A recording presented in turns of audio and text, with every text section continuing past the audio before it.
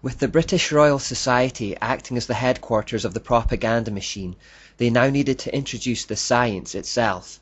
That science was Darwinism, or evolution.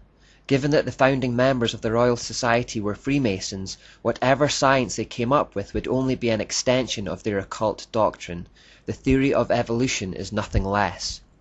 In The Meaning of Masonry, W. Elm Wilmshurst reveals the worldview underpinning the new Masonic science. This, the evolution of man into Superman, was always the purpose of the ancient mysteries, and the real purpose of modern Masonry is not the social and charitable purposes to which so much attention is paid, but the expediting of the spiritual evolution of those who aspire to perfect their own nature and transform it into a more godlike quality. And this is a definite science, a royal art, which it is possible for each of us to put into practice, whilst to join the craft for any other purpose than to study and pursue the science is to misunderstand its meaning. Later in the book, Wilmshurst reiterates this theme.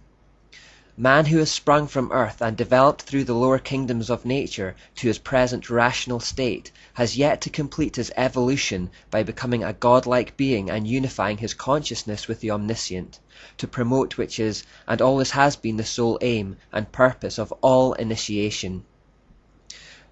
The spiritual implications of the theory of evolution are something that few people ever stop to consider, so I want to really highlight this. What was the lie from the serpent in the Garden of Eden? It was that by attainment of knowledge, by our own efforts, we would become as gods. Now what does evolution teach? It teaches that we are constantly evolving onwards and upwards over time, and if we are constantly evolving throughout time, where is the end goal? Surely the end goal is when man has reached absolute perfection. We cannot evolve beyond perfection. And what is another name for absolute perfection other than godhood? Evolution is the exact lie from the Garden of Eden, that mankind can become perfect or godlike by our own efforts through knowledge, or science you may call it. Through the idea of evolution, Freemasons introduced the occult idea of becoming to the masses under the veil of science, the belief that man is gradually evolving towards enlightened godhood. What many also don't know is that the basic idea of evolution did not originate with Charles Darwin. According to Mackey's Encyclopedia of Freemasonry, it originated with his grandfather, Erasmus Darwin. Dr. Erasmus Darwin was the first man in England to suggest those ideas, which were later to be embodied in the Darwinian theory by his grandson, Charles Darwin, who wrote in 1859, Origin of Species. Now Erasmus Darwin was the founder of the Masonic Lunar Society. According to author Ian Taylor, the Lunar Society was active from about 1764 to 1800, and its prominent influence continued long afterwards under the banner of the British Royal Society. The group's name owed itself to the fact that the members met monthly at the time of the full moon, which suggests some kind of link to the goddess Ashura again. The membership of this group boasted such luminaries as John Wilkinson, James Watt, Matthew Boulton, Joseph Priestley, Josiah Wedgwood, and Benjamin Franklin. These men, along with other members, were given the title Merchants of Light. Mackey's Encyclopedia of Freemasonry says, before coming to Derby in 1788, Dr. Darwin had been made a Mason in the famous time immemorial lodge of Canongate, Kilwinning, No. 2 of Scotland. Sir Francis Darwin, one of the doctor's sons, was made a Mason in Tyrian Lodge No. 253 at Derby in 1807 or 1808. His son Reginald was made a Mason in Tyrian Lodge in 1804. The name of Charles Darwin does not appear on the rolls of the lodge, but it is very possible that he, like Francis, was a Mason. In 1794, Erasmus Darwin wrote a book called Zoonomia, where he expanded upon his theory of evolution. It was based on the occult concept of becoming, the gradual process of attaining godhood. Even before then, however, John Locke, a prominent Freemason and member of the British Royal Society, had taken the Hindu idea of reincarnation, which had been brought to Britain by the East India Trading Company, and formulated his own ideas on evolution based on it. The British Royal Society accepted his ideas, and they also received the support of the male members of the Darwin family at the time. 2 centuries later, this occult concept of becoming would be transmitted to Charles Darwin, and the Origin of Species would be born. So the evolutionary theory clearly had occult roots that predated Charles Darwin by a long way. These occult ideas were developed by Freemasons before Darwin brought it to public attention with his book. Now remember, the reason that we had deism was at least partly because people couldn't explain the origins of life without some kind of God. The general population understood that things don't just pop into existence uncaused. If we came home and found an elephant in our house, the first thing we'd ask is, who put it there? How did it get in the house? We understand that elephants don't just pop into existence. Things which begin to exist always have a cause. Therefore, one of the key problems for the evolutionary theory to solve was how life could arise from non-living matter.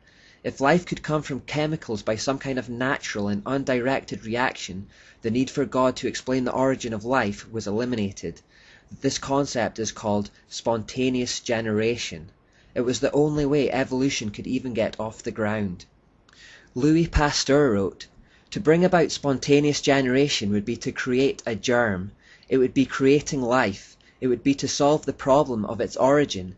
It would mean to go from matter to life through conditions of environment and of matter. God as author of life would then no longer be needed. Matter would replace him.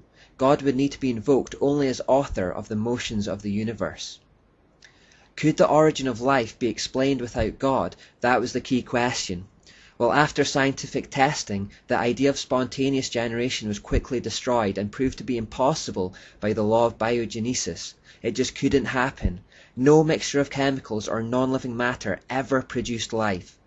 This disaster should have meant that the theory never got off the ground. However, this didn't stop men of science from defying nature even to this day. Evolution still has no answer for the origin of life, and the whole enterprise continues on blind faith. This is an example of science becoming scientism, a philosophy masquerading as undisputed fact. Perhaps it is epitomized by the following quotation from Dr. George Wald, a Nobel Prize-winning evolutionist in the field of biology and Professor Emeritus of Biology at Harvard University. "There are only two possibilities as to how life arose. One is spontaneous generation arising to evolution. The other is a supernatural creative act of God. There is no third possibility. Spontaneous generation, that life arose from non-living matter, was scientifically disproved 120 years ago by Louis Pasteur and others. That leaves us with the only possible conclusion that life arose as a creative act of God. I will not accept that philosophically because I do not want to believe in God. Therefore, I choose to believe in that which I know is scientifically impossible." All evidence still pointed towards some kind of mind being behind the world.